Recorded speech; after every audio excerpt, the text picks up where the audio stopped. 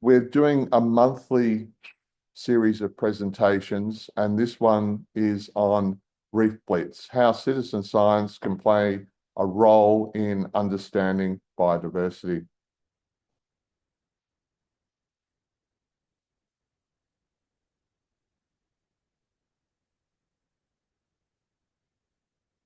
And I see Luca has just joined us as well. Look, we're going to start off with some definitions, pretty simple ones. Bio means life. Reef can be rock, coral, or sand just below the surface of the sea. And a blitz is to do something quickly and intensively. And so what is a bioblitz or a reef blitz? I think bioblitzes are really well known. Um, they like to say they're a celebration of biodiversity. They're an event. They can be for a short period of time where you try and find and identify as many species as possible in a specific area over a short period of time. And it can be in the grounds of your school, or it can be a national park, or a beach, or the whole of the Great Barrier Reef Marine Park. Why host one? Well, a lot of people don't know a lot about what surrounds them. You know, they know that there's a fish, but they might not be able to provide a name to the 1,500 species of fish that are in Queensland waters or the 4,000 species that are in Australian waters. So it's a way of collaboratively learning and engaging a whole range of people, from beginners to experts, and together learning, sharing, exploring, and working with experts, whether they're scientists or citizen scientists. There's a number of positive outcomes from a scientific perspective. You can discover new species, you can discover what's common, uncommon, rare. There can be organizational outcomes for particular groups to host some of these events.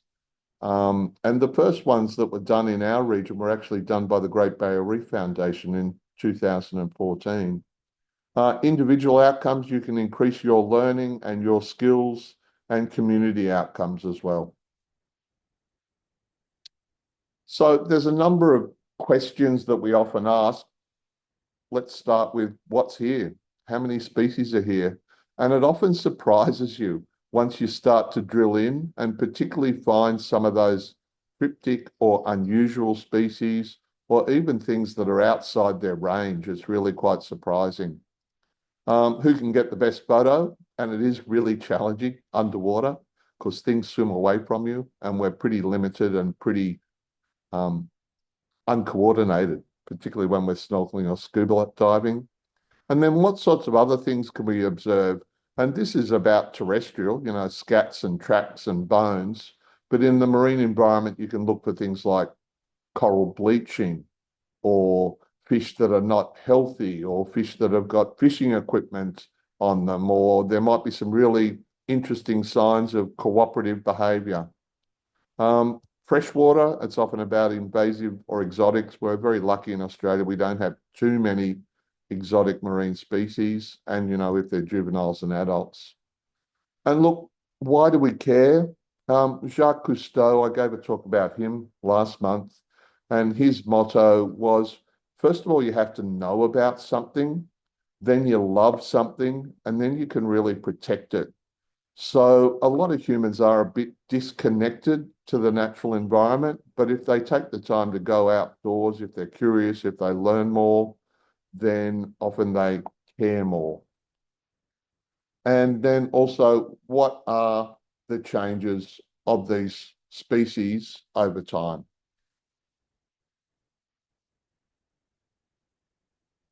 All right. So, what is iNaturalist? We use iNaturalist as a really great tool for reef blitzes and bio blitzes because anyone can use it.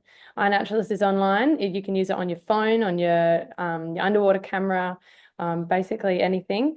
It connects a network of people to share biodiversity information. And it is actually the largest citizen science project in the world. You can use it anywhere. You can use it on land. You can use it underwater. And you can use it for pretty well any organism.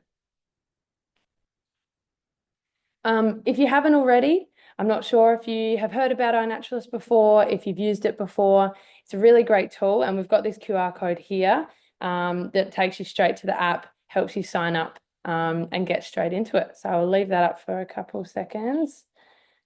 And when you're signing up, all you need is your email address, your name. But remember, there's lots and lots of people on iNaturalist, so your preferred name might not work. I'm Adam Smith 3, so there's obviously a couple of people that have beat me to my name.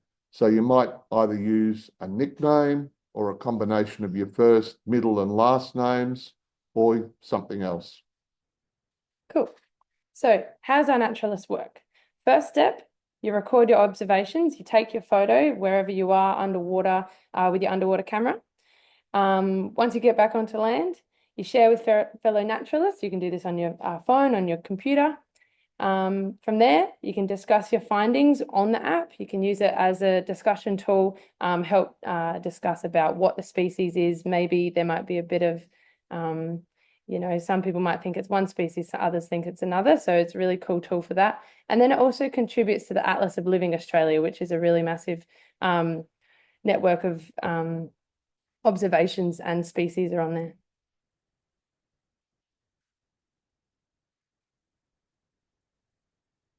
Cool.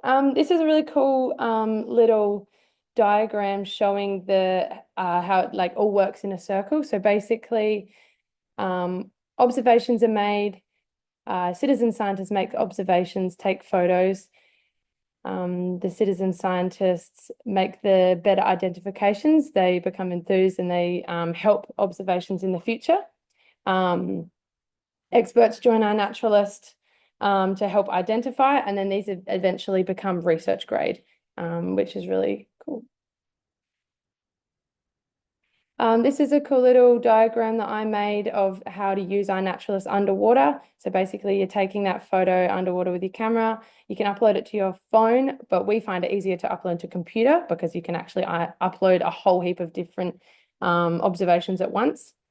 And then once your computer helps you identify using AI, you can add your own date, time, and location using the metadata. And then basically once this is uploaded, as I previously mentioned in the last image, people will come along, experts will come along and help you identify it, and then it will eventually become research grade.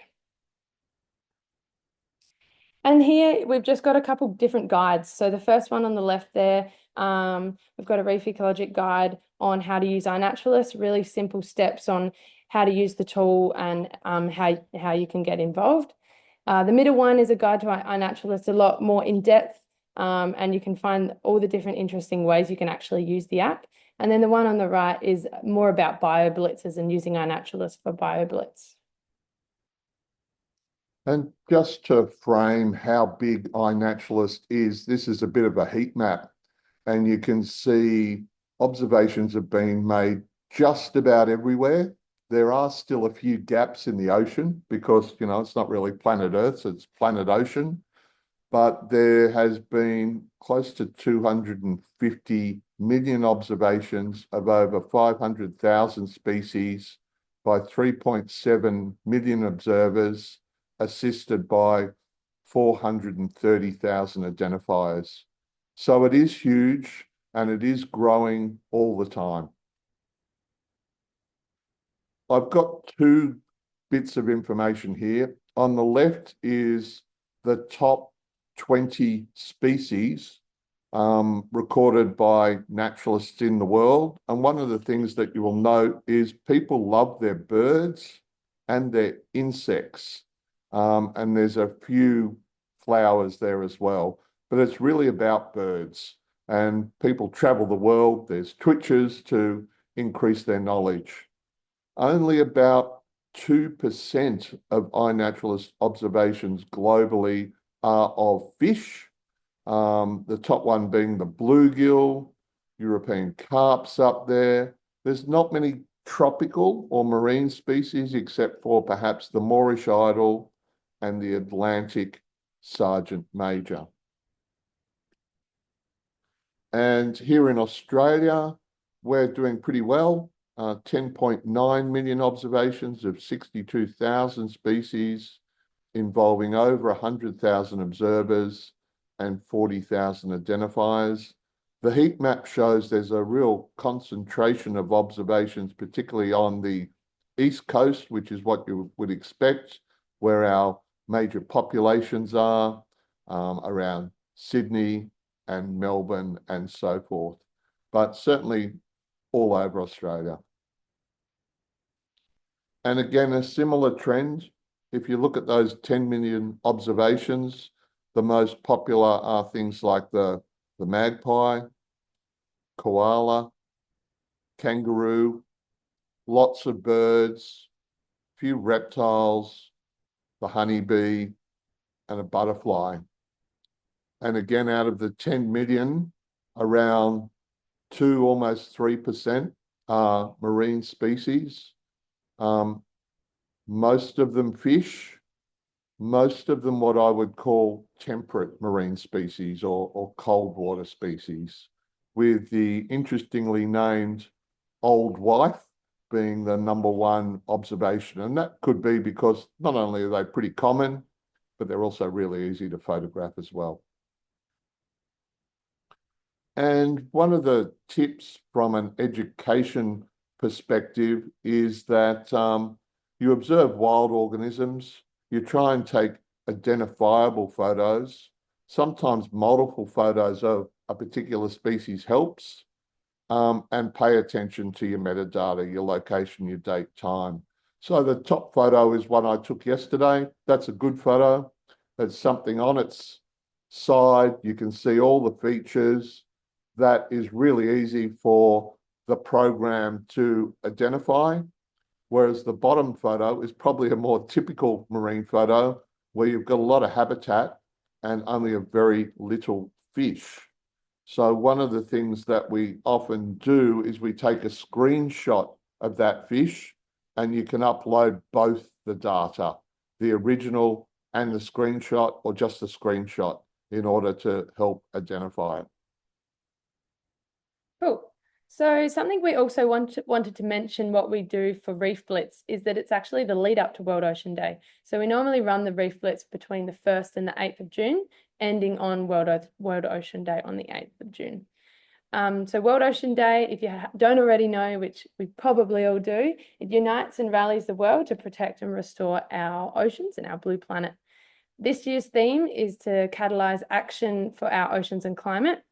And just locally here in Townsville, we're running a whole series of events to celebrate World Ocean Day. And on World Ocean Day on Sunday the 8th, we'll be taking the Sea-Link and Adrenaline vessels out to John Brewer Reef and the Museum of Underwater Art, taking as many photos as we can using iNaturalist and doing that final day of Reefblitz to try and get as many observations as we can. Other events that we've got on for World Ocean Day, this Thursday, we're doing a coral planting day at John Brewer Reef with the Ocean Sentinels. We've got Dr. David Vaughan coming over from the US, and we're going to help populate his sculpture with some corals, and also do some Reefblitz and iNaturalist while we're out there. And then on Saturday the 7th, we will be doing a big Reefblitz morning at Magnetic Island at Jeffrey Bay. We've got Professor Peter Harrison coming over, which will be amazing because he was the first person to discover coral spawning at Jeffrey Bay on Magnetic Island. So he'll be a really great person to have there to talk to and get involved in some iNaturalist and citizen science as well. And look, these are global leaders here in our small town. So if you're interested in the ocean or science or citizen science, the opportunity to meet them, learn from them, have a snorkel or a dive with them is probably the equivalent of playing footy with Jonathan Thurston, I would imagine, or really special. Citizen science is absolutely booming, and partly this is due to the technology of our phones and underwater cameras, and also, I suppose, people having an increasing interest in what's around them. And you can see that now the proportion of observations from citizen scientists in the Atlas of Living Australia is triple what it was from non-citizen scientists or pure scientists. So it's getting bigger. And even in our little backyard, the observations of fish by citizen scientists were pretty small up until about 2013, 2014, whether it was due to the start of Reefblitz, whether it was iNaturalist, whether it was a whole lot of other things. Again, the trajectory is booming. The last 3 years, here's some of the numbers. They are growing, but it's still pretty small, around 100 observers.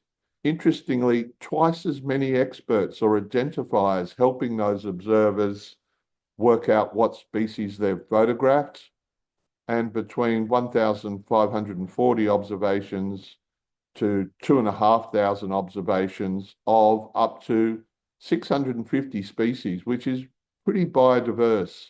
And I'm hoping with the good weather forecast that we've got and our big trip on the 8th of June, we'll have similar numbers for 2025. And we might be able to also collaboratively write the story of Reefblitz over time from a number of perspectives, not only scientifically, but involving the community. And here's just, again, a pictorial snapshot of those 3 years. Lots of fish, coral, and a few birds. And we set the parameters for these programs for just marine species. Some of the common ones, you can see the lemon damsel, always in the top 5. The spiny puller, always in the top 5.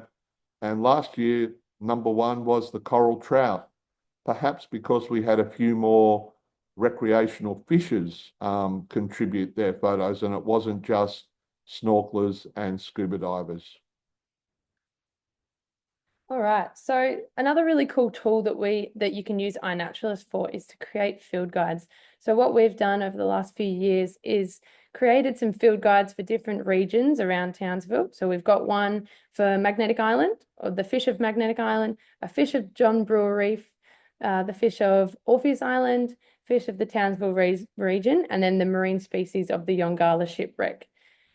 These are all found on our Reef Ecologic website, and really, really important tools to have when you're out snorkeling or diving. It's a really great thing to look at. Say you've been underwater, you've seen a fish. What's that fish? Oh, it was yellow. You come back up, you have it in your mind, and then you can have a look at these fish and kind of be like, oh, that's exactly the species that it was. And you can develop your knowledge and develop your skills through these types of field guides. We've also done the marine fish of the Fraser Coast and the freshwater fish of the Fraser Coast. So yeah, really cool tool to use in that way. And then, as we previously mentioned, Reefblitz here in Townsville and Queensland waters between the 1st to the 8th of June involves citizen scientists, snorkelers, divers, fishers, tourists. Pretty well anyone can get involved. You don't need to be in the water. You could be walking on the beach and find a shell or something that's washed up. The best thing is just to have a go, sign up to iNaturalist and get involved. And so far, we've only really had one in a couple hours of Reefblitz, one day and a couple hours. And we've already got 15 observers and 99 species throughout Queensland for Reefblitz. So that was pretty cool. So hopefully this just grows and grows and grows over the week. So if you're interested, jump onto iNaturalist, look up Reefblitz Queensland 2025, and you should be able to find this project and help add your observations. So this is part of our monthly webinar series. We've had a couple already that have been really great. They're all on our YouTube, Reef Ecologic YouTube. We did the first one about fish. The second one was with Julian Pepperell, which was really, really interesting about pelagic fish. And then our last one was with Bill Sornuck about barramundi and tagging and that sort of thing. So very, very interesting. Our next one's with Dr. Jonathan Mitchell, and that will be a really, really interesting one on shark depredation. So definitely don't miss that one. And then to finish up, we've got so many partners and collaborators with Reefblitz and everything that's going on. Big ones being obviously World Ocean Day, MOA, Reef Check, Coral Watch, and then all of the tourism providers as well that we go out to the reef and go out and take these observations. And then, so we've got climate action and sustainability here. So a big part about what we do is we want to offset our carbon emissions. And by doing that, you can offset a person's trip. You can look at different programs, and it's only a few extra dollars compared to your whole trip to help offset your carbon emissions. Because obviously taking a boat out to the reef, it does produce a fair whack of carbon emissions.